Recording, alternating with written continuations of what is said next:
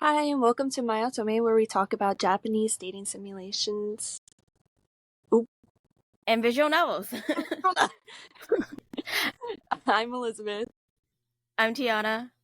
And today we're going on to Isaac's sequel in Kissed by the Baddest Bidder.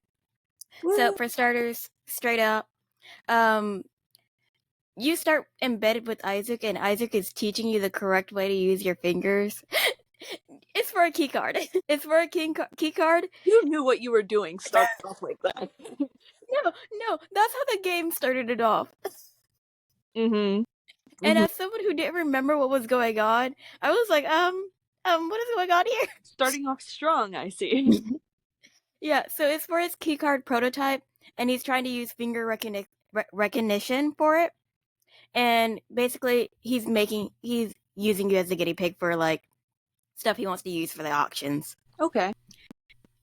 So, Isaac also questions you this for being like 1 minute late this morning. Turns out you were just getting spare amenities for like the hotel for the penthouse, and you finally tell him to stop paging you during work. He needs to stop like calling you all the time for work. Unless he needs to stop calling you all the time for random shit unless it's work related. You got some balls. I mean, I could never, but okay. Because you were annoyed because Isaac called you because he wanted to know where you wanted to go out for your date. Why were you annoyed? It's free time off of work that you're getting paid for. And then Isaac's like, why do I have to do that? The manager knows that you have to leave sometimes. And you're like, but I don't constantly want to change my shifts and work around Isaac, work around you as a person. I'm just sitting here like, I don't know why. Free time off for you. Mm-hmm. You're barely at work half the time anyways because Isaac's always pulling you out of work. Mm-hmm. But yeah, you are dedicated to being a maid. Couldn't be me, but okay. New rule. When you're late, you have to do something for him. Yeah, that's the new rule. You point out that you already are at his beck and call, so there's no point in this rule. Mm-hmm. And Isaac's just like, you don't do everything that I say. Yeah. Okay. Yeah. He's like, you just don't do everything that I say. So, really, it is a good rule. Isaac, of course, is trying to fuck. And then you're worried about having to go to work the next morning because you have to get up early. Oh my gosh. Cry me a river. Like, Yeah, and not only that, you're trying to go home. You're trying to go back to the dorms. oh my gosh. What is wrong with this woman? And Isaac's like, hey, you can just stay here for the night, and then I'll let you leave early if you make me coffee in the morning. He also just suggests that you just stay with him whenever you have to work early morning shifts. It makes more sense. It really does. Considering he lives in the hotel. Mm-hmm. So, I mean, at this point, you've been dating a month now, and you declare that you must really love him to listen to him and do what he says. Yeah. Yeah. Okay. So it's so annoying. Yeah, so the next morning you go into work, but you try to leave a little bit later so it doesn't look like you like left from the penthouse because you don't like people knowing that you're leaving from the penthouse for some reason. I don't know why, but you just don't like it. But at the same time, everybody already knows you didn't come back to the door because your lights weren't on in your room. So what's your... Oh, okay.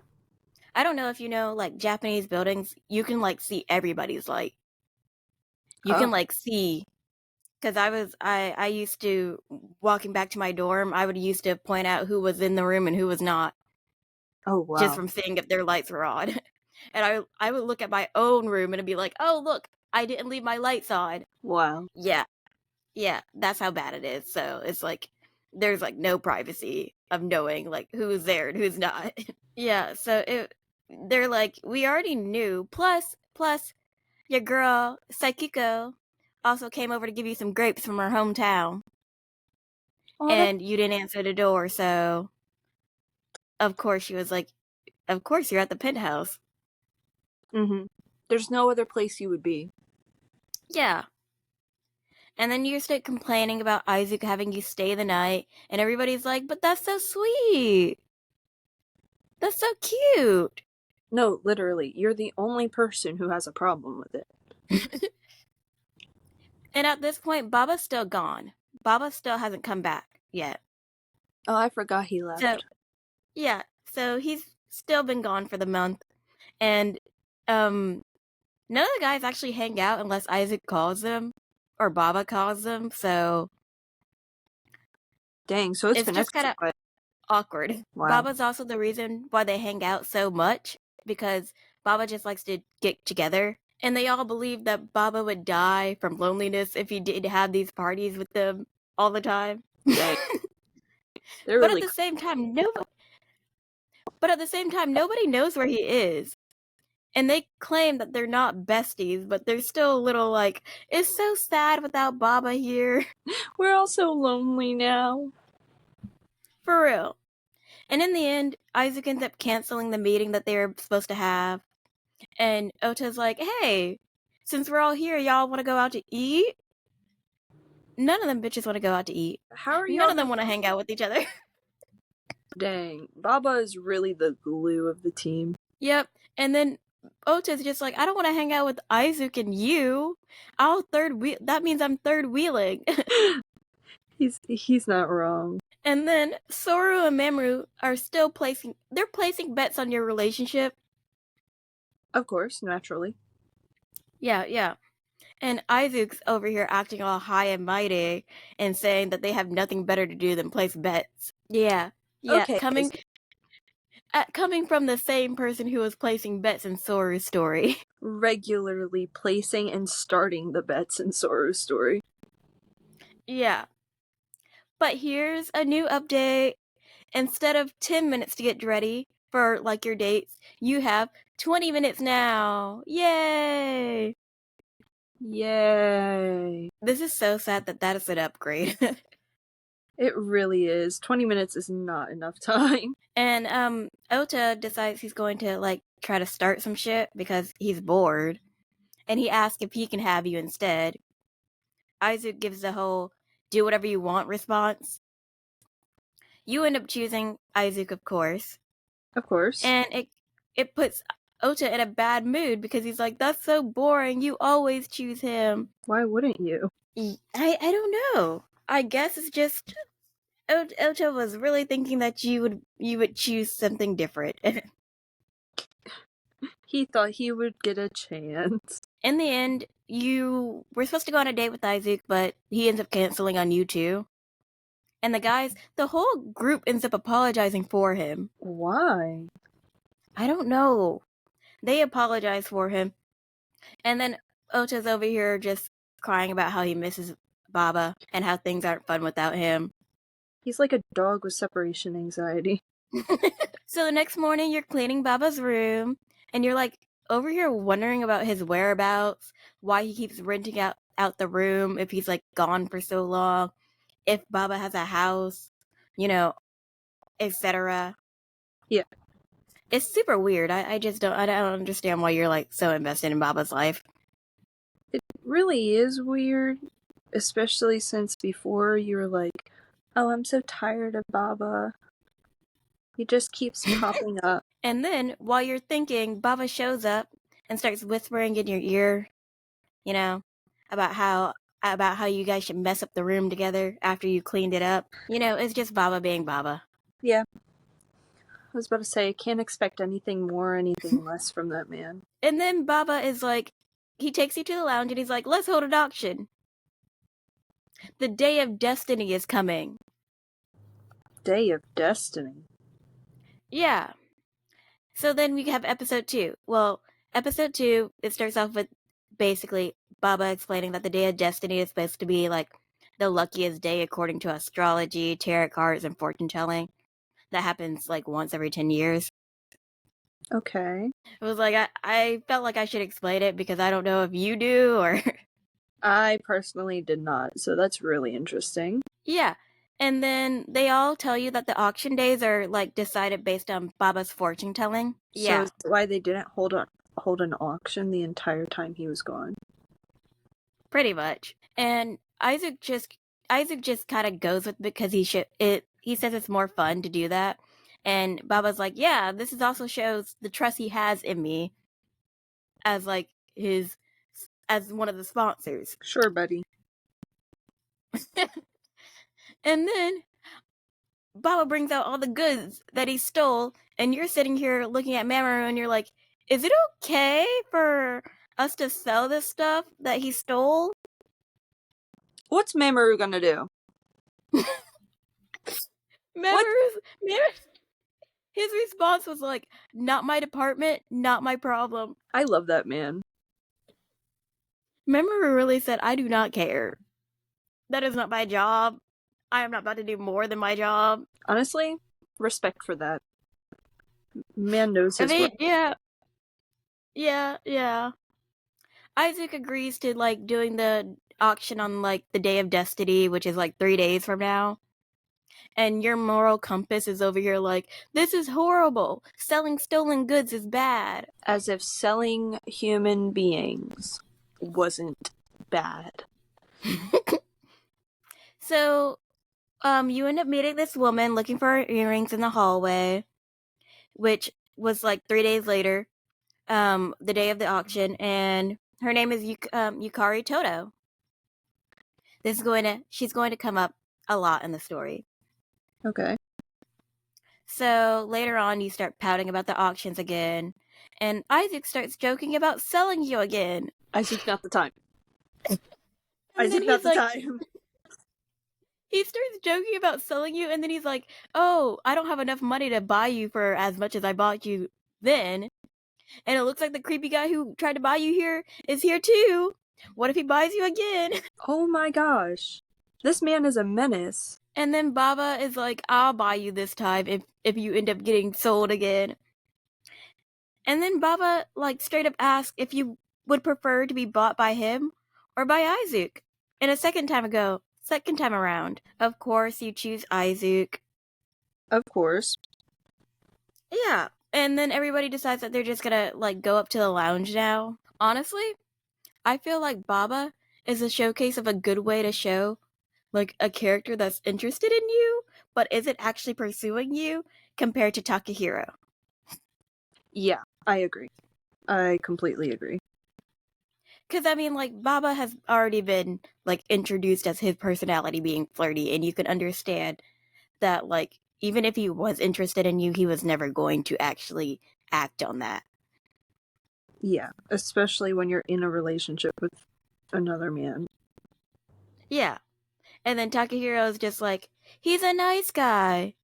So, him trying to literally take you out of a relationship was him being nice and doing it for your best interest.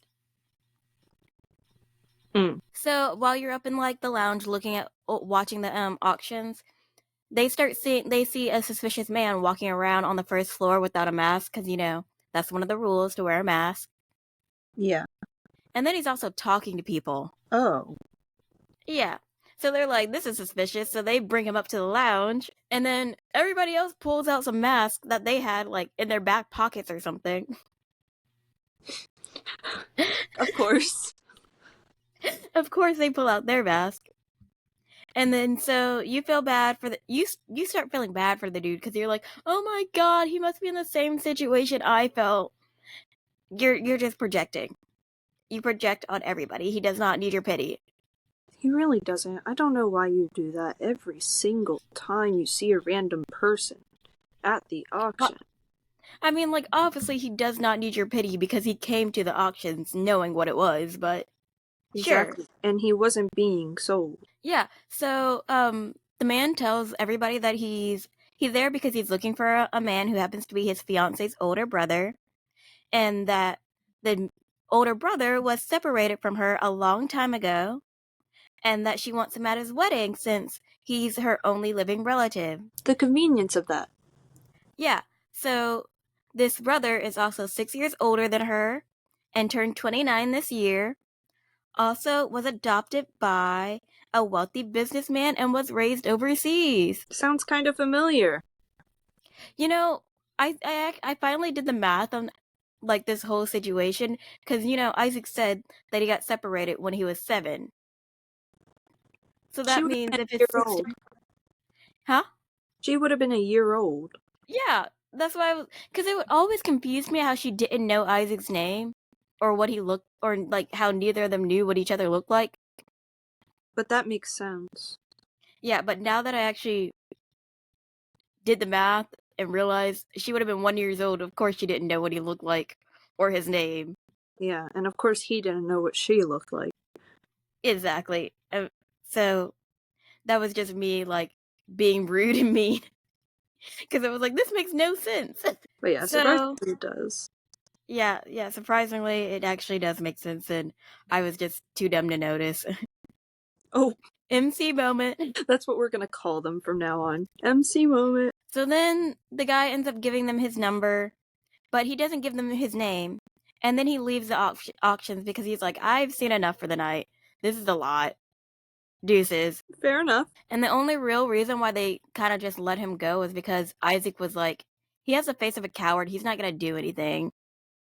Not the But face of a coward. Oh my gosh. Isaac but finds any everybody, way to insult a person.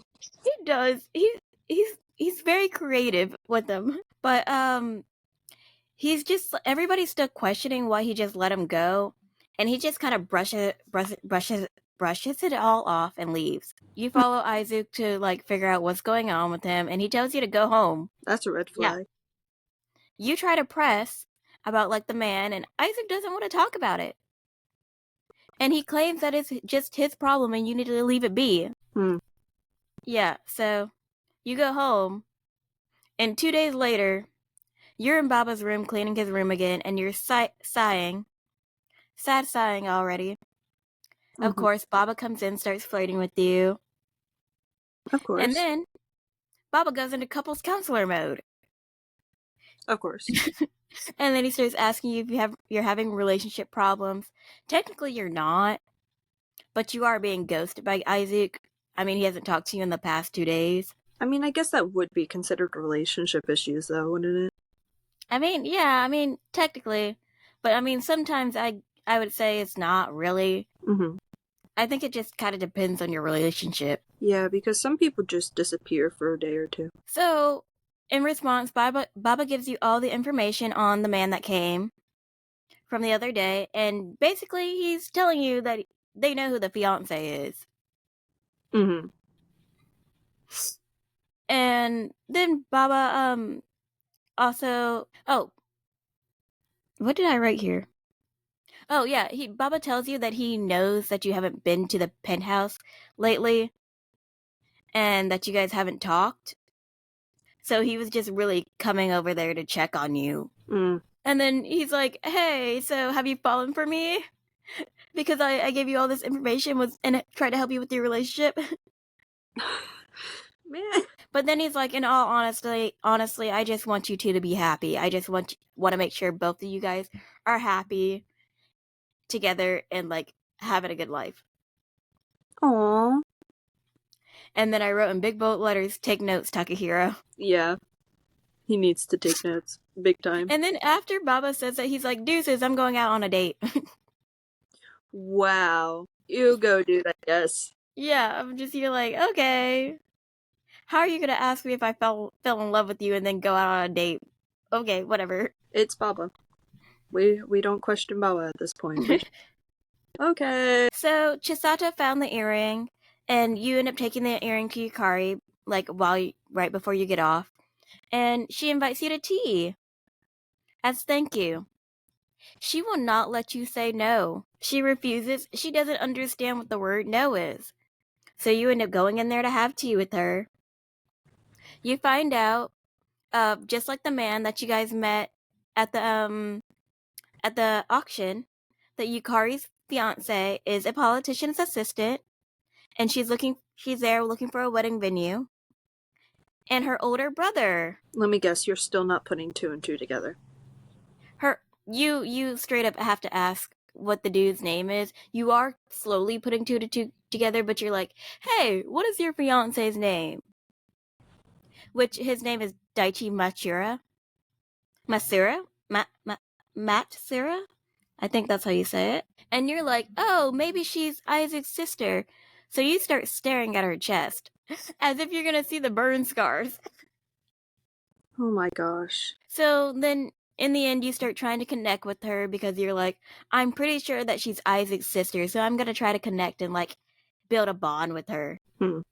Which I find really weird, but you know, you do you. I mean, honestly, anything MC does is really weird.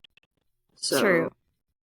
It's just the fact that you're trying to build a bond with this stranger, not knowing if she is. I mean, obviously she is his sister, but that's what you're basing building a bond with her on. It's not the best decision. Yeah. So then, after having tea, you run upstairs to Izuke, and it happens by happenstance, Daichi is already up there talking to him.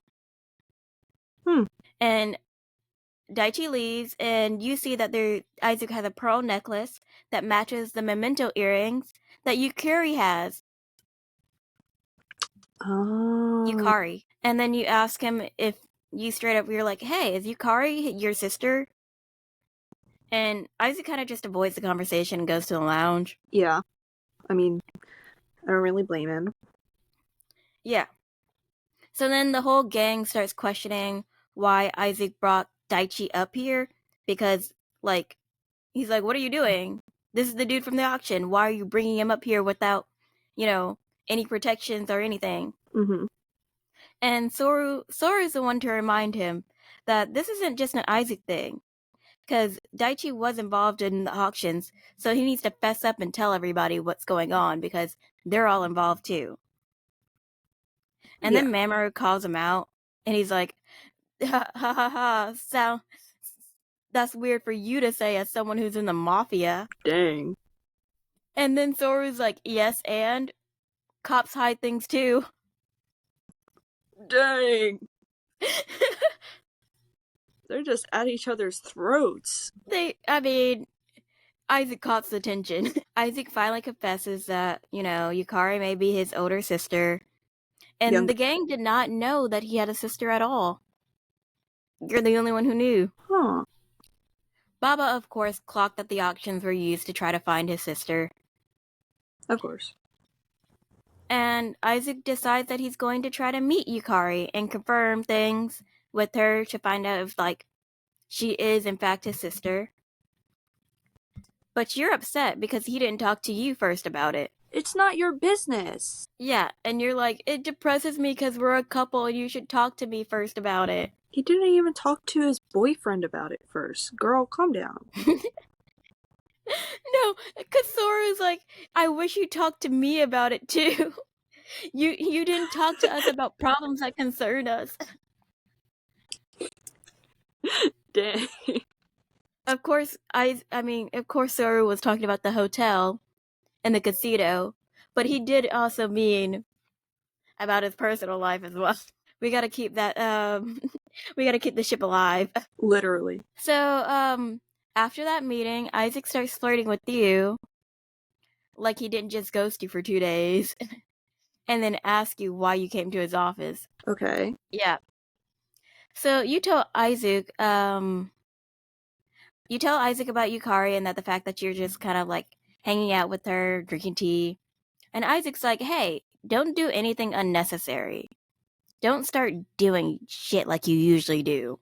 I'm glad he called it out. I mean... Isaac's surprised that you haven't actually, you know, started shit yet. And that you were smart enough to come to him first before you started saying crap to people. You've also found out that the pearl necklace was his mother's, and it was always something he wanted to give to his sister. You also find out that Yukari's original name was changed, and that's why he never found her. Yep. So, at the same time, even though, like, he wants to unite with his sister, Isaac doesn't really know if reuniting with her is going to make him happy. But you know what does make him happy? Sex. You being with you and kissing you. Yeah, he fucks you after that, of course. He wants to make up for lost time. The last time that he caused. So episode 4, we're already at the middle. Okay. A few days later, you're walking out of your dorm and a random balding man is like waiting outside your dorm. Random balding man? Yeah. And he calls out to you. And he starts questioning you. You get suspicious about it because like this is some weird random dude. And he claims that he's like there checking on his daughter. But you're like, this is still weird. You came all the way to the dorms to check on your daughter? Okay. Yeah, that's really weird. Why are you having this random smart moment again? I think that irritates me the most out of this. It's not the stupidity. It's the random smart moments that are like, oh my gosh, maybe, just maybe. And then immediately, dumb again. So then later on, you also find out that today's the day that Yukari was supposed to meet Isaac. And like, she's so excited about it. She wants to go to the museums with him, the amusement parks, aquarium, because she wants to make up for the lost time. Aww, that's so cute. But you also find out that Daichi's father didn't want to let Yukari and Daichi stay at the Trespade Hotel. Why? You're actually going to find that out later. Father didn't want them staying at that hotel. Oh, yeah. So later on, you go to the hotel bar with Isaac, and he tells you that, you tell him that you're craving Chinese food because, like, they're having a festival at the hotel. Even Sori's surprised about the Chinese festival. And Isaac's response to you craving Chinese food is, let's go to China next week. Oh my gosh. Talk about being rich. Jeez. I was thinking like I know it's not America, but like American fast food, Chinese food. I was like, okay. Yeah. I can see that craving. Man's over here like, let's go to China. Boy, please. You're flabbergasted, but you're not surprised because you're like, this is on track with Isaac, of course. It really is. Man is too rich for his own good. Yeah, so then, like, Isaac tells you that you're only allowed to get drunk with him because you can't hold your alcohol and you're a sloppy drunk. He's not wrong. He's not wrong. Yeah, so then Isaac's like, hey, let's drink some more and then go back up to my room. Basically, man's trying to seduce you. But he gets interrupted again. Dang, talk about a cockblock. He gets interrupted by Daichi this time. Oh. And Daichi's over here, like, yelling at him because he canceled on Yukari. And, like, Isaac's just like, well, I just changed my mind. I don't want to meet her anymore. Daichi's trying to argue with Isaac and, like, trying to, like, yell at him. He's like, is she gonna just take that response? You think she's gonna be okay with that? You're gonna just, like, let this chance go by? We gotta love this man. He's dedicated to his wifey. He really is. Like, I'm living for this attitude from him. Yeah. So Isaac just gets up and leaves. Mm-hmm. And you decide to talk to Daichi, and Daichi's like, you're his girlfriend, right? Can you convince him? Convince him to meet my wife. My fiance wife. She's gonna be your wife by the end of the story. Who cares? Yeah. Yeah. So he wants you to try to convince Isaac to change his mind, and you're like, I don't know what to tell you. Once that man makes up his mind, he makes up his mind. Yeah. Don't get your hopes up. About it. And then you also kind of just assume that Isaac had made the decision he made because, like, there's probably something else going on. Well, yeah, it's Izu, but it's kind of world-stopping that the MC noticed. For real, like, the fact that you're, like, finally realizing that he does stuff for a reason. Mm-hmm. And you tell Daichi that there's probably a reason why he's not going to meet Yukari, and that it's out of your hands now. Really, there's nothing you can do. Mm-hmm. And that he's gonna just try to keep pushing you away until, like, you guys just leave. Mm-hmm. And, like, Daichi's just super upset. He's, like, so sad about this. Aw. He can't give his wifey what she wants. She deserves what she wants. So then you go back to Eisuke, and, predictably, that man tells you you're late. Of course. Yeah, yeah. And you're like, I was talking to Daichi. I was doing damage control.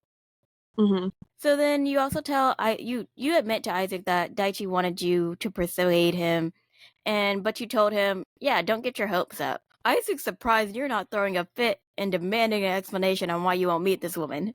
Honestly, I am too.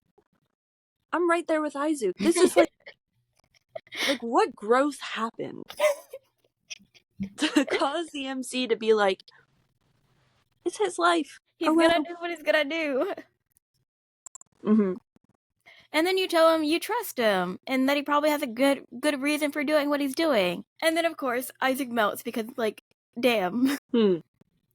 And then he reiterates again that he's just happy knowing that his sister is happy and that he won't regret not meeting her. And then he tells you that you're going to Chinatown the next day.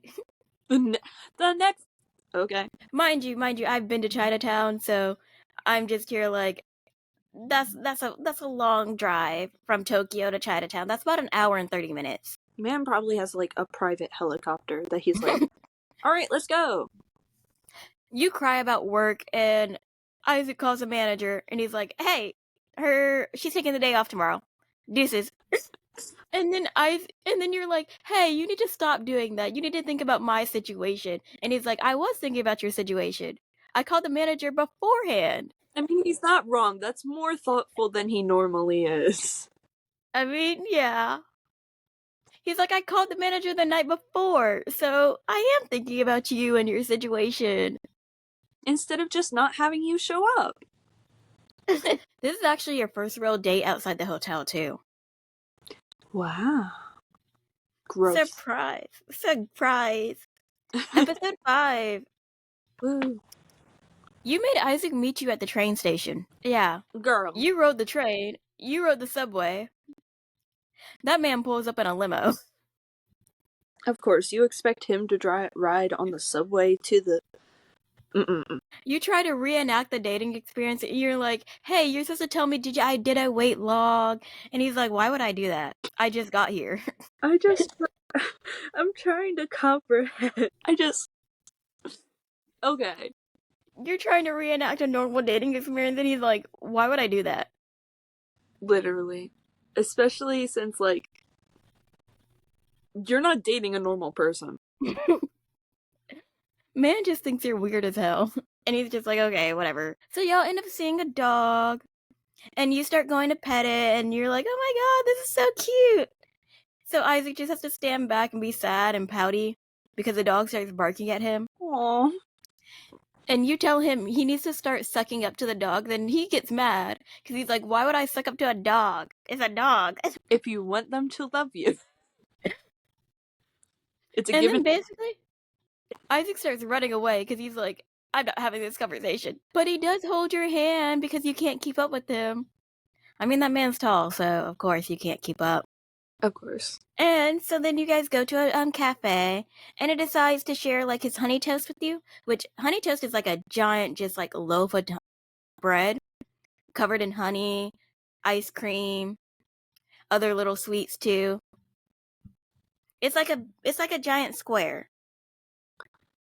I would say maybe about this tall, and then this long, and it's like a perfect square. And then they cut out the middle part, and then they put ice cream and other sweets and stuff in it. I'd end up hurling by the end of it. I cannot handle all that sugar and bread. But it's also covered in honey as well, so. Yeah, Isaac has a sweet tooth. I mean, I do too, but at the same time, I also don't eat candy, so all my sweet tooth comes from baked goods. That's ironic because I really don't like baked goods, but I like fruity candies. So, after that, after he shares his sweets with you, which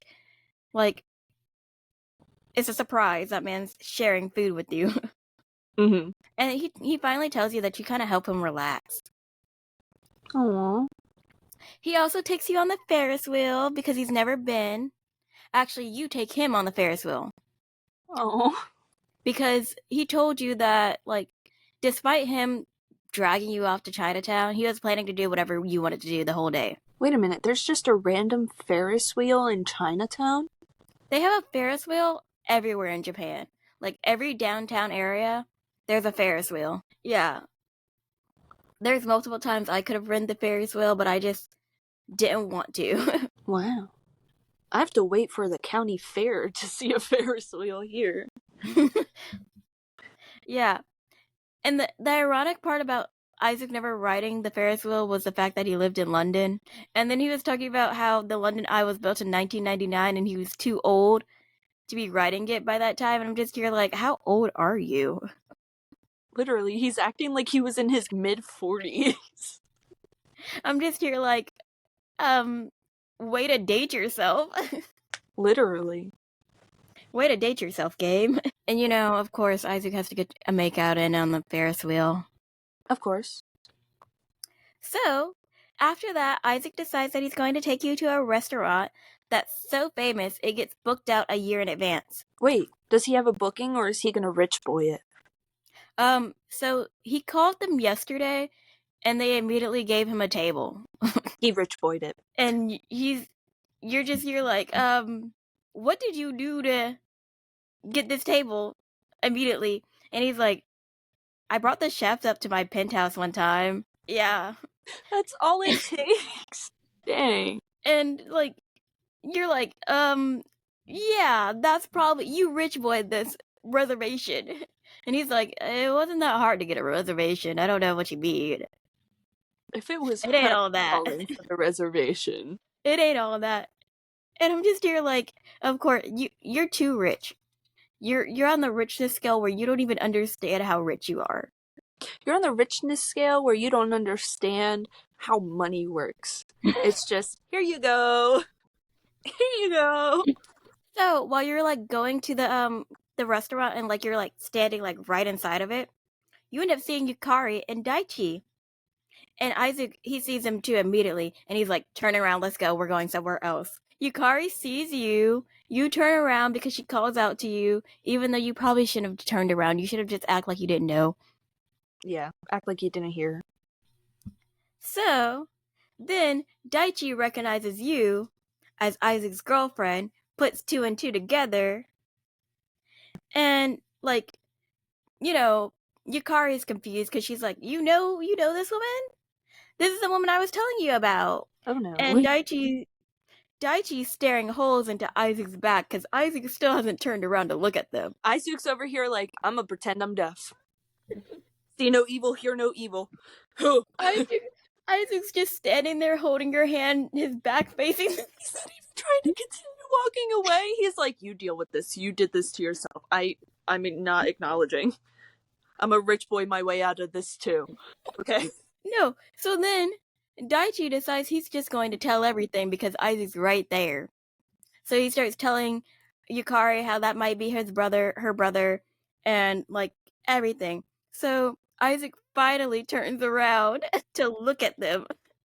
Yes. And then Daichi's father comes up. And then Yukari starts telling Daichi's father about all of this.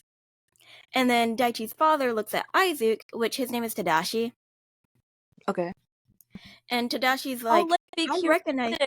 I love Tadashi. I would die for Tadashi. You're not gonna love this Tadashi. Fuck this Tadashi, but I love my Tadashi.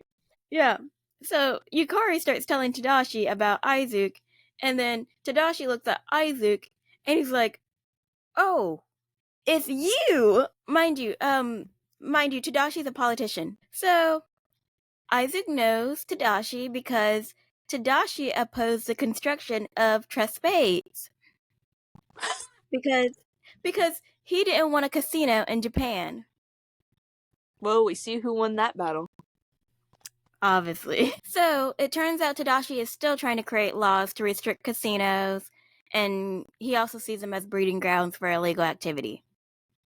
Which, I mean, he's not wrong considering what happens there, but considering is considering Isaac's whole group. Yeah. Yeah. Yeah. So then, after that, he shames Isaac for being Yukari's older brother, and is now disgusted by the idea of being related to him by marriage. You're right. Yeah, I don't like this Tadashi. What is yeah. wrong with this Tadashi? You figure that this is probably the reason why Isaac didn't want to meet Yukari and called off the meeting. Like, these are like the random like smart moments where you like figure out what's going on, and it's just how. Maybe Isaac transfers brain cells on accident. Like, just by holding your hand, that's how you get the brain cells. You're just like, suddenly I am filled with power. And then so Isaac's like, hold your horses, everybody. First of all, there's no proof that this woman is really my sister. And even if she was, the only thing that makes us related is the fact that we came out of the same woman. Damn. And then he claims that he won't ever see her again, and he doesn't think of her as family. Yukari's about to cry, and you think he's being harsh, but you kind of understand why he's like probably saying this.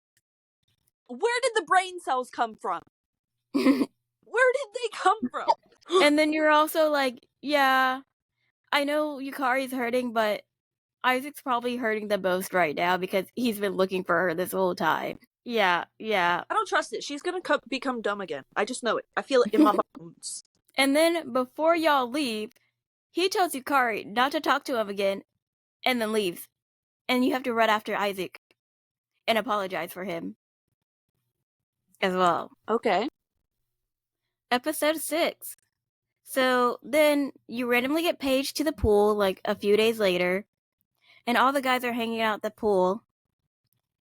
And Baba tells you that they paged you because Baba wanted you to admire his body in a bathing suit.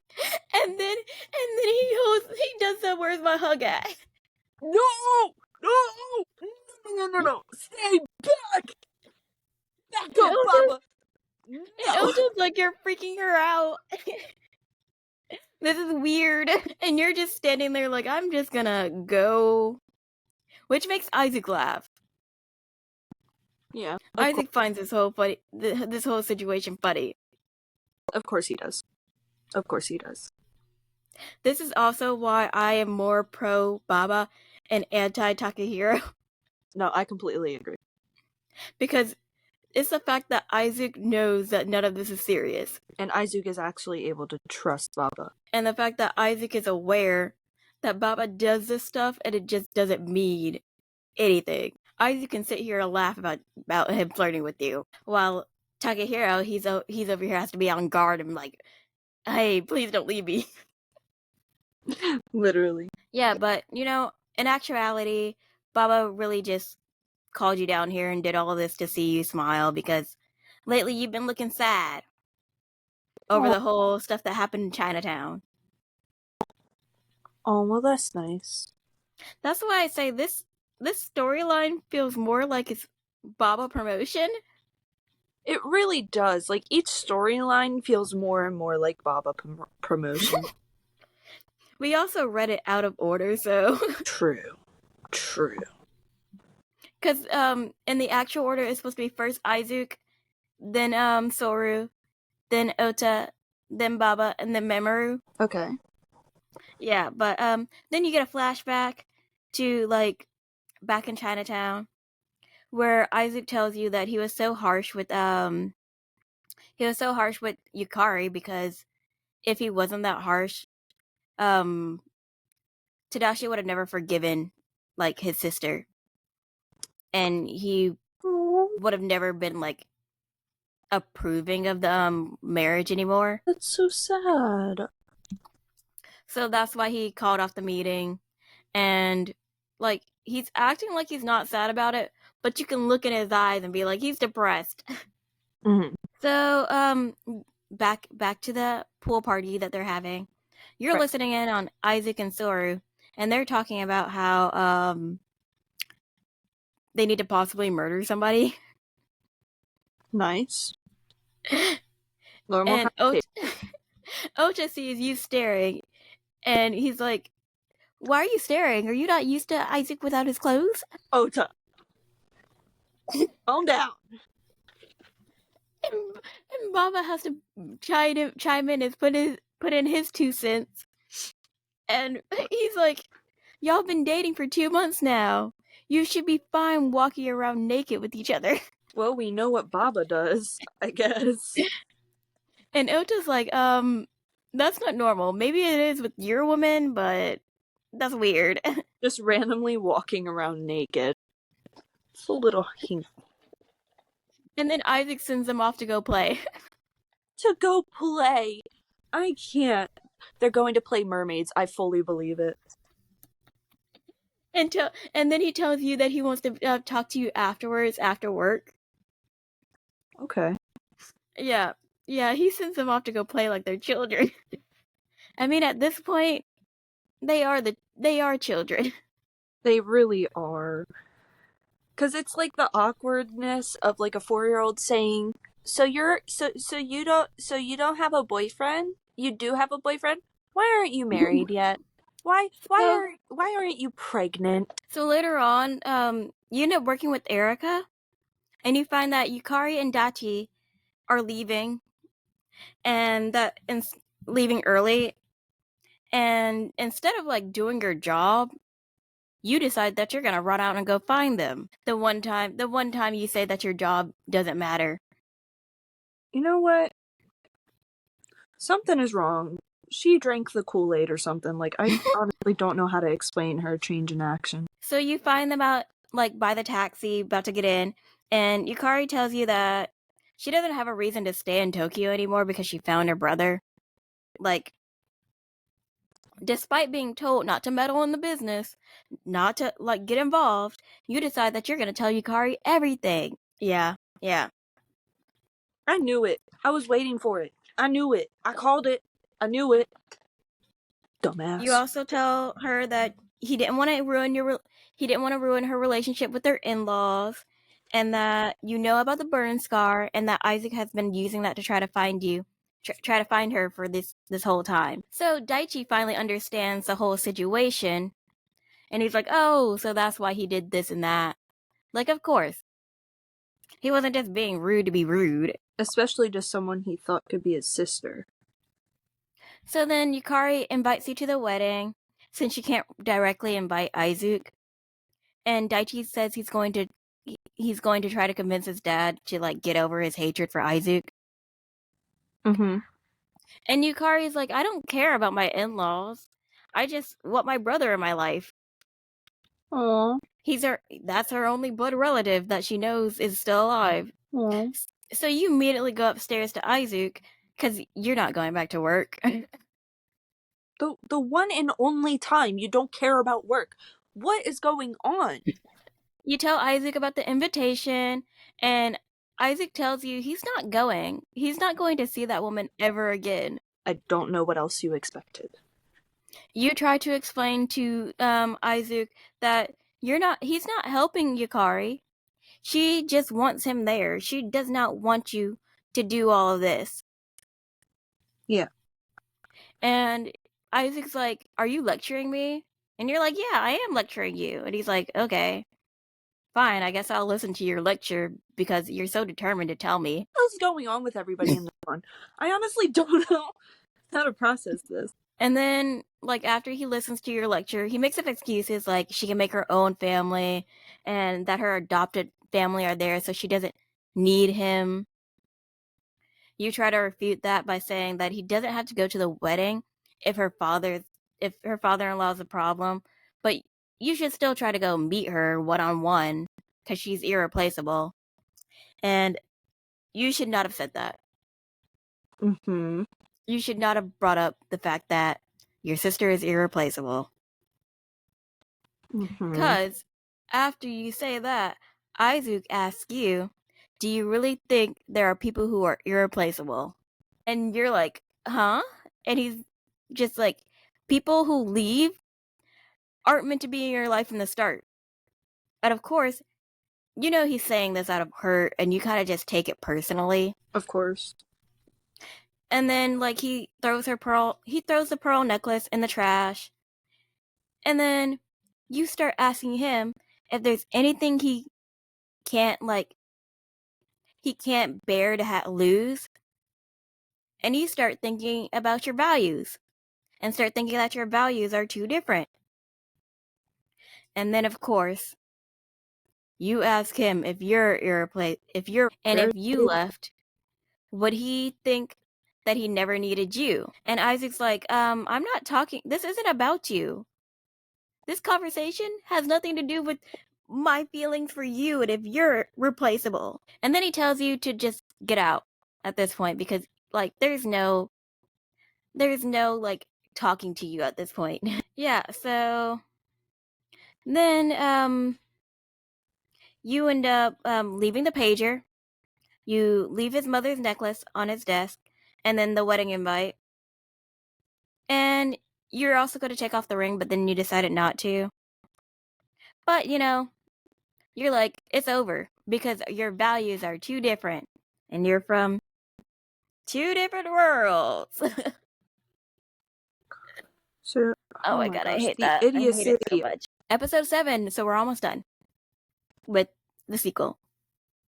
A few days later, you're with Saikyo and Chisato, and they notice that you're feeling down again, and they're like, hey, just a few days ago you were bragging about your boyfriend. Why are you so sad? Mm-hmm. And then you start saying, well, it might be over between me and Eisuke as if you didn't break up with him. That irritates me, but okay. You claim that your lives are too different, and then you almost start crying. So they're all like, let's drink. Let's just use alcohol to get rid of our sorrows. A logical response. So y'all go to the convenience store to go get snacks before you drink, and you hear a familiar voice. Okay. Yeah, it's Baba working the shift. Oh, I forgot he. We see more of Baba in this sequel than Isaac himself. Literally, like, jeez. Yeah, you have to cover up your surprise because your friends don't realize it's Baba because they're like, who's going to recognize a rich person working a 9-to-5 job? Literally. Yeah, so Baba ends up coming up to you, telling you that he works there part-time. And he tells you it's to pay his bills. He is such a liar. Yeah, that's what I was sitting here like, what bills are you paying? None.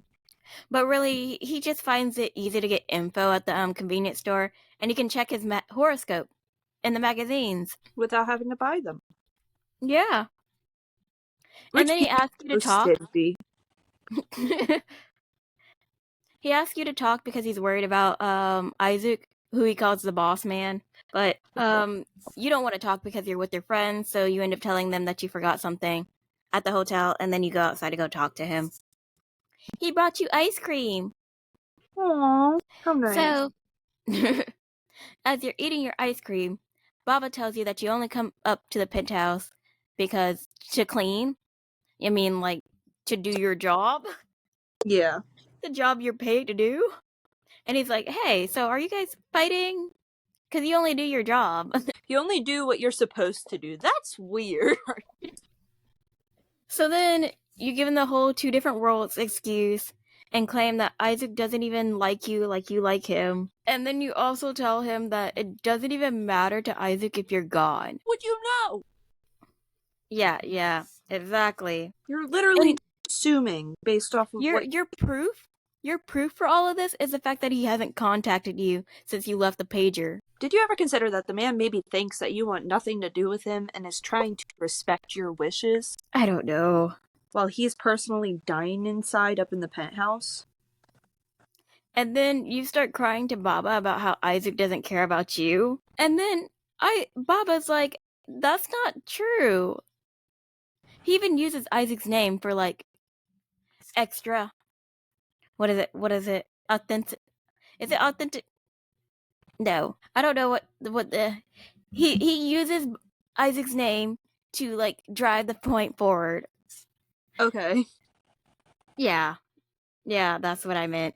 Yeah, I was about to say authenticity? I don't know why that was the word I was thinking, but Yeah. Okay. And then he also tells you that Isaac seems happier with you. And he also thinks that your smile lights up every room that you're in, and that your words are reaching Isaac. But I mean, like, it's just gonna take some time for Isaac to, like, fully comprehend and listen. Yeah. And then Baba tells you that you can always come to him if you need help, and he'll always help you out. Yeah, I'm really not convinced that this isn't Baba's storyline. Like, what is... And then he jokes. Then he jokes about you coming to his room for comfort, and then gives you an energy drink on him. on him at his 9 to 5 job? A Wow. 9 to 5 job that he does not need. So when you're going home, you tell Yukari that Isaac's not coming to the wedding. Hmm. So she thanks you for trying, and then, like, tells you to still come because, I mean, like, you're one of her only friends. Aww. So at the wedding reception, the guy you saw who was, like, hanging around the dorms, the balding guy, Yeah. he's at the wedding, Oh, is sitting it by the her door. father? Huh? Is it her adopted father? No, unfortunately. Oh. As soon as Daichi and Yukari come into the wedding reception, an explosion goes off, a smoke bomb, Oh no. and some guys come in with guns, of course. Of course. Daichi and Yukari get held at knife point, and they start screaming about how they want Tadashi and how they're going to hold the bride and groom as hostage because they want Tadashi to stop regulating the casinos. And you know what Tadashi does? He insults them, and then he calls everybody who works in the casino business, trash. So you're gonna get your son and daughter-in-law killed. Yeah, because I mean, like, that's a appropriate response to, your son and daughter being put at knife point. Mm-hmm. And then Tadashi says he'll talk to them and, like, negotiate only if all the hostages are released. So they're like, okay, whatever, we'll just kill Yukari. Oh my gosh. And you have to be a hero. So you ram yourself into the dude that's about to kill Yukari. And they're like, oh, so you want to be a hero? We'll just kill you instead. Of course. And then Isaac shows up, grabs the man from behind, and, nearly breaks his arm. Dang. And, Isaac has to pull the one-liner because, these men they can't do anything without pulling on the one-liner. Of course. And he's like, see, this is what happens when you leave without permission. Of course. And Soru's like, save the romance for later. We're doing some stuff. He's over here like, it's bad enough I'm watching my boyfriend date someone else. Stop rubbing it in my face. So then Ota comes on a video feed, and he starts playing a voice recording of the little baldy man plotting to use the wedding to force Tadashi to stop pushing to make casinos illegal. And then he's going to use that. He was going to force Tadashi to stop pushing for making casinos illegal, and then demand Isaac give him all the casino profits out of gratitude. Man already won. What do you want him to do? Yeah, so he was going to... I mean, like, I understand the process of having that plan of, like, taking down the dude who wants to get rid of the casinos. Mm-hmm. And then, being like, hey, you're a casino owner. Give me all the profits for the casino. And gratitude. But at the same time, this is Isaac we're talking about. Exactly. He'll literally pay you a penny and say, leave me the hell alone. Yeah. Baldy even leaked the casino regulations to Isaac. Okay. And then Baba and Ota start acting like sports commentators and claim that people say Isaac will ruthlessly leave people who don't follow his plans exactly. And then they start joking about how terrifying Isaac is and what he's gonna do to Baldy. I mean, And yay? And then they close it out like the news, and they're like, and that's on tonight's news. They can never take anything seriously. This is why Isaac tells them that they're there for entertainment. It makes sense. This is why he says, y'all's job is just to be the entertainment. Y'all are there for show. Mm-hmm. So then, after that, Mamoru, Ota, and Baba come into the room, and they tell everyone but Baldy they can leave because the cops are coming. Wow. So, of course, all 20 of the lackeys dip out. Mm-hmm. They free all 20 of these men, and everybody's just like talking about how Isaac got so violent and out of control. Dude. Because, Isaac's normally the one who's just sitting back watching everybody. Right. I was thinking of Soru from. I mean, they're basically a couple. One comes with the other. So I was thinking of Soru, and I was like, this is nothing new. But then I was like, Aizu, not Soru. Yeah. Soru's usually the one doing all the heavy lifting. Yeah. Isaac gets to be the pretty girlfriend on the side. We are the main love interests, which makes you guys the homosexual supporting cast. But that's pretty much what's going on here. Literally. Not Isaac being Tamaki. Yes! Soru is what's his face? Yes! It fits so well. There's always that dynamic somewhere in the. Yeah. So then they tell you Baba tells you how Isaac was freaking out when he found out that this plot was going to go on at the wedding because you were at the wedding. And when you thank him, he's just here like, of course, if I don't save you, who will? That is such a cliche thing for Isaac to say. It really is. But we're giving him a pass this time. He couldn't come up with anything more clever. Yeah, we're letting it slide. And of course, he pulls you into an embrace, and then he tells you that you belong to him and you can't leave without his permission. Good of course. Good. Isaac being Isaac. Yes. So with the happy ending, Mamoru lies to his colleagues and tells them that he was worried about the hostages' safety and that the guys just got away because he was worrying about the hostages. That is a story he told his colleagues and the police. Okay. Not that he walked in was like, everybody who wants to leave, you can leave, except Baldy. I mean, I guess we love him for that. Go, Mamoru. What surprises me is no one speaks up on this. No one else is like, actually, didn't you say that they could just go? Nobody out of the entire wedding sat there and were like, something's a little hinky. Nope. They're just cool with it. Yeah, it is what it is, I guess. So Tadashi ends up thanking you for saving Yukari, and then he thanks Isaac for literally saving everybody else. But Mm-hmm. And it turns out the anti-casino bill that they were like pushing so hard isn't even gonna go through because casinos give the government money. Of course. So this whole attack was like pointless. Mm. And then Yukari thanks you and Isaac for, just saving them, I guess. And you suggest that they have another reception at the hotel. Even though the hotel doesn't do wedding receptions. Ironically, Ota's the one who's like, the hotel doesn't do receptions. What do you mean? Well, at least you're back to normalcy being as stupid as you are. Yep. So then you and Ota start, not you and Ota, but you and Baba start planning the wedding anyways. Mm-hmm. And then you all peer pressure Isaac into having the wedding at the hotel. Yep. And then he's like, I don't know if I'll still come though. Maybe if I have time. We love him for that. So a few days later, Isaac has you pick out a dress because he already has a tux ready for the wedding reception. He's going. There's like no doubt about that. He's going.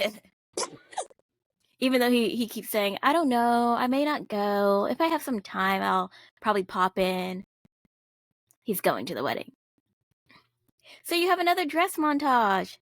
But this time, you're the one like not liking any of the dresses. And Isaac gets annoyed with you because you're taking too long to pick a dress. So he ends up picking a purple halter dress that, I mean, like, you both end up liking. And you're like, oh my god, he's asking for my input on what I'm going to wear. It's crazy how the bare minimum is such a treat. Like, it's something you earn in these. And it's like, looking at it from like an exterior perspective, it's like having my own opinion on my own clothes. Look at how far you come. Wow. Went from 5 minutes to 10 minutes. And 10 minutes to get ready to 20 minutes. When it takes me 2 to 3 hours. Yeah. Yeah, so then the wedding day, he still ends up giving Yukari the pearl necklace, and you have the wedding in the lobby. Even though there's a ballroom, there is a ballroom in this hotel. I don't understand why you guys have it in the lobby, but whatever. And Isaac's like, hey, this might be a good business venture to have weddings here. Of course. Go, Of Isaac. course. Always learning how to make new money. You end up catching the bouquet, and Baba's like, oh, if you get married, it's going to be really sad because then that's one less pretty girl who's not who's not single. Baba, she's not single now. So Isaac claims that Yukari might see him again at his own wedding, and you're like shocked because like what? Sora tells him not to rush into these things, and Isaac's like, shut up, y'all, incels. None of you all are single. I'm not. You'll figure out. I got the girl, you idiots. I did. Y'all figure out when y'all get a relationship. Don't comment unless you have your own. Okay? This is rich boy things, you know. You wouldn't understand. So, as soon as you guys go to the penthouse, Isaac starts undressing you. And Isaac is proud he got a dress that's easy to take off. Man said, if the others come in and see you, they'll be the ones to leave, not you. Okay, then. And then he tries to kiss you to make you give in to, like, having sex in the foyer. You say no, that's not going to happen. And then he's like, okay, fine. You're the only person I'll wait for, okay? And then you guys end up in the bath together. But you claim you can't bath with him. But you're literally already in the bathroom in a towel. And he's like, stop being a baby. And then he just picks you up and puts you in the tub. Slay. Slay. Slay. And then he also tells you that it's not a big deal. And that, like, no one's gonna come back to the house anyways. Because Baba took them all out to go find soulmates. Took them all out to go. He's over here playing matchmaker like the one from Mulan. And even Soru and Mamoru went because they were just curious on what Baba was going to find. Good for them. I hope they found their soulmates. Isaac also tells you not to think about leaving him again. And then he tells you that you're irreplaceable. Go and that's Beyonce! Go Beyonce! That's the end of the happy ending. For the good ending, which this was like the first time I ever read the good ending, the difference starts like after the wedding, and you guys end up getting into a limousine, and Isaac takes you on the Ferris wheel because he remembers that you told him that you wanted to go see the Ferris wheel at night. Aww. Yeah, he rented out the whole Ferris wheel for you. The whole Ferris wheel? Yeah, he rented it all out. Man is too rich. Too rich. There's a limit. And as you're like looking outside enjoying the view, he's like, that's not the view you're supposed to be enjoying. Look at me. Look at me, look at me. Don't look at that, look at me. And then he tells you that the Ferris wheel ride was for you to realize that you can't leave him. You can't run. Oh my gosh. This man. These are such red flag words. They really are. But they're from Izuku. Yeah. So red turns pretty green all of a sudden. And then, of course, you end up making out on the Ferris wheel. Y'all gonna fuck on the Ferris wheel? No. Too much of a prude. So the next day, Memory's complaining about the plan that happened at the wedding because he was like, that was too quick, that was too hasty. Mm-hmm. And Soru's over here like, see, incompetence. This man is incompetent. Dang. And then Memory was like, if you would have handled it, it would have been even worse. You're a criminal. Not the criminal card. So throughout the whole thing, Isaac had rushed into it without like considering the consequences at all. And Isaac tells you that, yeah, he wanted to save his sister, but that wasn't like his biggest concern. His biggest concern was you. Aw, I mean, but aw. What about your sister? He don't know that woman. You know what? Fair point. They've been separated for, what? Oh my god! They've been separated for like 20-something years. Wait, like, actually, no. They've been separated, They've been separated her entire life. For real. They've been separated like 22 years. Mm-hmm. So of course, that man wants to know her, he wants to care, but he doesn't care. Mm-hmm. So then Baba comes over to you and he's like, see, I told you he really loved you. And he starts, he's like whispering it to you and teasing you about it.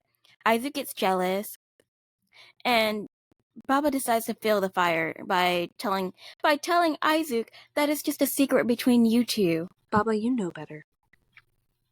Yeah. And then of course Isaac's like, you can tell me anything, right? You can tell me tell me everything, right? Right? Oh my god. And then Baba's like, see, I was right about that too. I was right about his jealousy. Mm-hmm. And then Isaac carries you upstairs and leaves because, like, he's not about to deal with this. Fair enough. So, epilogue 1.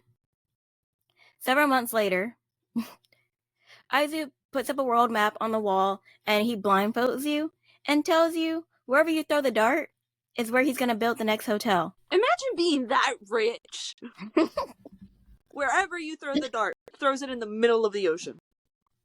No, he claims he'll build you a hotel even if it's in the ocean or above the clouds. This. Okay. And you're like, I wouldn't put it past him to actually do that. I wouldn't either. And then Baba and Ota show up, and Ota's like, what you doing? Looks a bit y'all kinky. Like, are y'all getting kinky up in here? Are we interrupting? And then Isaac agrees. He's like, if that's what you think, yeah, sure. Mm-hmm. So, they came up there because, I don't know why Baba came up there, but, Ota came up there because he mistakenly got Isaac's mail. And it happened to be a letter from Yukari, and she's basically just inviting them to their new home. And Isaac doesn't want to go. And he's like, I'm not about to write a letter to tell her I'm not going. I'm just going to have my secretary write it. And you're like, that's so rude. Yeah, that is what you're going to get upset over. Of course. So you try to guilt trip Isaac into, like, writing the letter and going to go see his sister. And he's like, I'm not doing either of those things. Ever. That's what he says. And then he leaves. Baba assumes that Isaac is, like, too shy and embarrassed to, like, write the letter, and that he doesn't actually know what to do because he's never gotten a letter from family before. And then they tell you to drag his ass to Kobe. That's where they live. Wow. Kobe. So you go to a bookstore and you build up like a little trip pamphlet, a travel plan to go to all the sweet places in Kobe. Oh, that's actually really smart, though. I mean, yeah, for real. Because you're appealing to Aizu. True, yeah. And when you get back, the whole gang is there, and Ocha and Isaac had plans to help you out.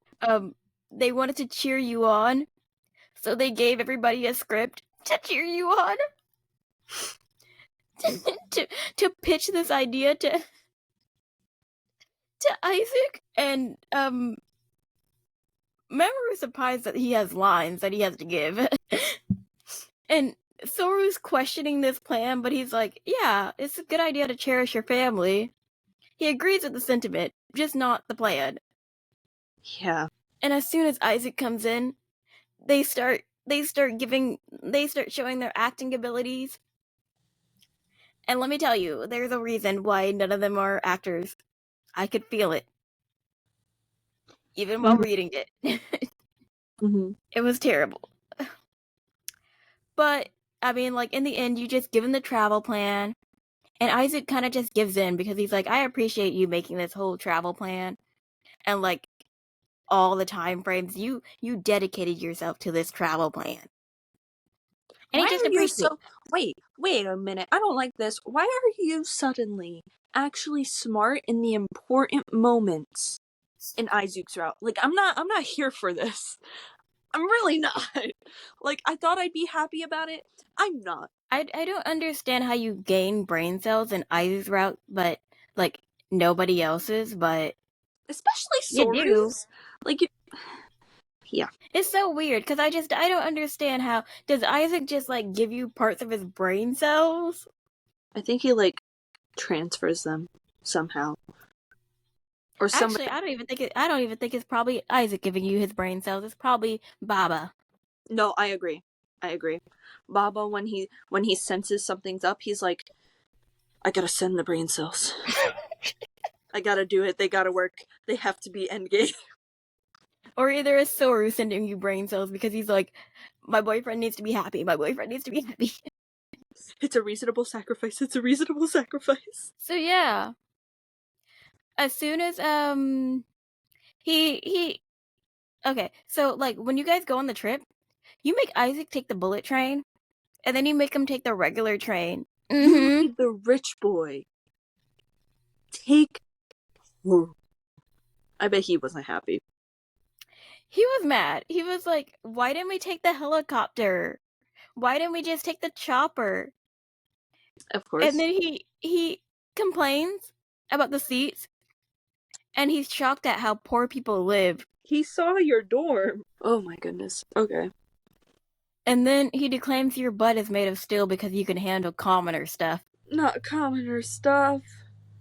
Also, this is the first time Isaac has ever walked down a street eating cake, and he finds hanging out with you refreshing because he gets to see how the commoners have fun. Take what we can get. That's all I gotta say. Gotta take what you can get. But he does really enjoy hanging out with you, though. I mean, like, yeah, as long it's still commoner stuff to him. But epilogue to part 2. So you end up going to Yukari's house, and you admire the house, start talking about kids. Daichi tries to find out if he can find any information about Isaac's real dad, and Isaac's like, I don't know, man. I haven't seen that man since I was 7. Mm-hmm. Yeah. So then, when you go to the hotel, you had a regular room booked. Turns out, Isaac called the day before, upgraded the room. Good, because I was about to say you are unbelievable when it's Izuku who's paying for this trip. And you thought Isaac was just doing it out of the kindness of his heart. And he's like, no, I'm not about to sleep in that commoner room. He's like, you can sleep in a rabbit's hole if you want to, but me, I that is too constricting. I need my luxury mattress. I need the space. I need the space, the luxury mattress, the silk sheets, the silk pillow. I need my own bathroom with a bathing pool. Like, you don't understand, okay? Nope, he was not about to do that commoner shit. No. Not anymore. And then you bring up to him about how the maid thought you were a married couple. And he's like, yeah, and why do you care? So you ask him to pretend to be a married couple for the night. He And then you immediately probably, knowing him, he probably took it as like, so we have sex. Yeah, no. You end up giving him a back massage, but then you immediately get like embarrassed by calling him nicknames and pet names. Yeah. And Isaac just starts laughing at you. So then later on when you go out to bath, Isaac has you wash his back because he's too drunk. Because in the outdoor bath. And then Isaac starts reflecting on what's it like to have a family. Because he's never had one before. And then he tells you that you can stay with him, and you're like, "You're being so nice tonight." And he's like, "Yeah, because I'm drunk." He's like, don't expect this anytime else. If you do, I will insult you. And then he also tells you that you can ask for anything you want for the night. Anything? I mean, he's still drunk, so Oh, you're right, and you're not drunk, I'm guessing. Never mind. Not no. anything. Not anything. The next day, you go to the mall for souvenirs, and Isaac even carries your bag for you for the first time. Oh, my man, my man.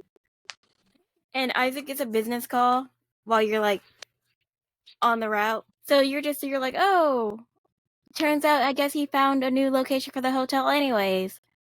And you start getting sad because you realize that he's probably going to like leave for the construction of the hotel. Wherever it is. Mm-hmm. Epilogue 3. A few days later after the trip, you're in a limo with Eisuke. Already? Hmm? We're on 3 already? Yeah. Oh, dang. This one's going by quick. I'm also talking a bit faster too. Yeah. So a few days later, after the trip to Kobe, you're like in a limo with Isaac and he's taking you to a party. And he's like, we're going to a special party. And you're like, a special party? That's weird. Yeah. That's weird for you to phrase it like that, but Especially Eisuke, of all people, to say it's a special party. it turns out the party is for his adopted father. And, so in reality, it's more of a business meeting than a party. Mm-hmm. So while you're at the party, Isaac goes up, gives his business speech. He brings you up with him and decides he's going to introduce you as his girlfriend. Aww. To the press and the Ichinomiya group. So, and then he makes you introduce yourself. Of course. Yeah. You're shaking. You're like, oh my god, why are you making me do this? And he's like, just relax. It'll be fine. And so after he finishes his speech, the reporters bombard you guys with questions. And they ask if there's going to be a wedding. And then he's like, oh, wedding? We'll announce the wedding plans at a later date. Dang! So everyone should support his wedding plans when they come up. Basically, he was threatening everybody. If they don't support him, he's going to, like, destroy them. Mm-hmm. And when you get home, the gang has champagne already pulled out, and they're like, we're toasting. We're toasting to you officially being a couple. And you're like, what do you mean officially being a couple? And they're like, well, technically you were unofficially dating because he didn't take you out to the public. Dang. And you're like, well, I didn't know there was such thing as an officially and unofficially dating in this type of scene. And they're like, yeah, of course. You're over here like, I'm sorry, I don't understand rich person. You're gonna need to slow this down for me. Yeah, I'm just here like, how did you not know you're not officially dating him until they make it public? Especially having not met his adoptive family. Exactly. I mean, like, this man's like a multimillionaire, and you thought you guys were just like a couple. Just casually dating. I mean, you were, but at the same time, he's not going to acknowledge the fact that y'all are dating until he's like, hey, we're gonna get married soon, later on. Mm-hmm. This is rich people. Turns out they had already toasted and already started drinking without you guys. But they're like, hey, since you're here, we can drink again. We can toast again. Of course. And they probably took Isaac's champagne too at that. Mm-hmm. So, yeah, Mamoru's still betting on your breakup. He's still putting down $500. Wow. Soru's like, hey, too many of y'all are on the same side, so I'm a bet that they're gonna get married. Aww. It's not that sweet when he's just saying that he's going to bet that we're gonna get married because there's too many people betting that we're gonna break up. I mean, true. And then Isaac, he whispers that he wouldn't mind getting married if it's to you. That's so cute. Later on when you leave the gang, you ask him about it, and he's like, yeah, I want to have a family with you. I want you to be a part of my family. And he finally stops getting cock blocked. Finally. Finally, the moment we've all been waiting for. He gives you a rough time, too. Yeah. So the next morning, you get a thank you letter from Yukari, and Eisuke decides to listen to you for once and write her a letter back. Aww. Because he's like, you wanted me to write a letter, right? And you're like, no, I'm just shocked that you actually listened to my opinion. And he's like, And shut up. applied it. And so you're looking over at the world map about like where he was like making his hotel, and you realize the map that the dart that you picked for when he blindfolded you, it landed on Dubai. And you realize he's for real building the hotel in Dubai. Aww.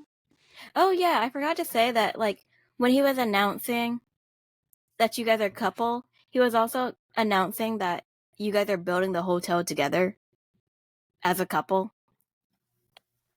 Why is he so cute? Why is he so cute? It's the Yeah. little things. The It's subtle, very extravagant things. Yeah.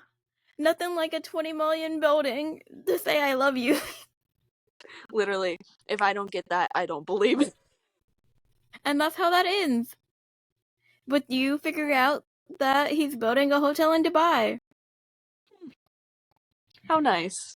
That's probably the reason why you should probably read Isaac's first, because that also sets up the sequel where you all go to Dubai Okay. and you become a terrorist. Okay. On my chest. You become a terrorist on accident. You know what? I don't want to know. But yeah, that was Isaac's second season? Yeah. Season 2? No, it's his sequel. Sequel. Yeah.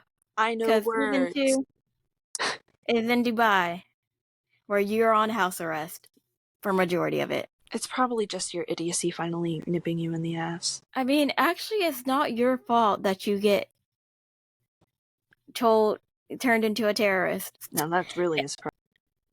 It happens to just be the fact that you got on a plane. My aunts are home. Yeah. You got on a plane that you weren't supposed to. Oh, well, you were supposed to, but they rode over where you weren't supposed to, and that's what got you labeled as a terrorist. Okay. Alright, well. Accidents happen, I guess. Yeah, but, I mean, Isaac's sequel felt more like a propaganda to be, read Baba. Literally. It's very ironic because we're reading his next. It really is. It sets it up perfectly. Yep. I mean, like, I would have want to know more about me and Baba's relationship, but, I mean, not me and Baba's. Wrong person. Wow. Me and Isaac's. But, you know, we got to learn more about me and Baba's relationship. Honestly, I started getting confused. I was like, is this about to be another love triangle? If all Eisuke was a bunch of love triangles, I would have probably lost my mind. I mean, it would just be him fighting everybody for your love. True. And realizing that he has to be a better person. True. But at the same time, fighting Baba? For Baba to be your final boss? Not Baba as the final boss. Who would want that? Nobody. Not the romancer as your final boss to love. No. Of course you're not gonna win. But yeah. That's Izuke, that's his epilogue. Next is Baba, and then we get to Mamoru. And then we get the basement dweller. Yay. Basement dwelling. Woo. Yeah, so how are you feeling so far with the 3 that we have read? Okay, outside of Ota. We've gone downhill, but we haven't made a plummet. Mm-hmm. I can't remember if, like, Baba was downhill, but I do know Mamoru, you go into a cult. Great. I'm so excited. Yeah. You get to join a cult. Yay. Yeah. We love that for you. For me. Always, always wanted to do that. That's on my bucket list, actually. It's more of like horrible for me because I have to read it through. You just get the relayed version until I send you screenshots about the cult stuff. Good luck. And I'm pretty sure it's a couple's cult at that. And mind you, Mamoru sees you as a child. Mm. He's only 30, but he sees you as a child, and y'all are about to join a couple's cult together. How romantic. Lovely, lovely story. Totally. Outside of the cult, I don't remember anything else. Okay. Well, yikes. Yeah. And then for Baba, I just remember the thief. That's fair. He's basically Arsene Lupin, the gentleman thief. Oh, okay. I Technically didn't get it. speaking, It went right over. technically speaking, Arsene is a Sherlock Holmes villain. If you know the author had the right to Sherlock Holmes, he just created Sherlock Sholmes. Yeah. We love that. We love that. Mm. But yeah, Mm-hmm. that is up next. So we have thieving, cults, and then living in the basement. Yippee! Yay! So, And ironically, the thieving one seems like the least problematic one here. mm-hmm. And we're talking about international thievery. Dang. Yeah. So much fun! So much fun. All right, I really have to go. Alright, bye.